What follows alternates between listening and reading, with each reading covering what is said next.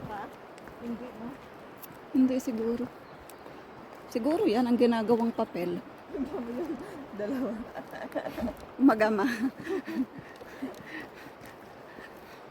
Parang sabi ni Frank, ang hirap magkaanak ah. Tinitingnan ni si Margo eh. Ang kulit. Sinisilip din ni Margo kung ano yung sinasabi niya. Sabi ni Frank, ayoko na magkaanak.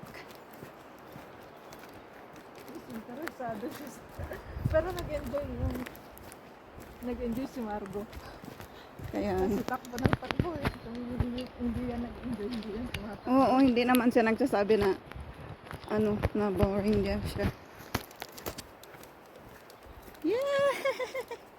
Enjoy kami. Ganyan lang, happy na ang eh.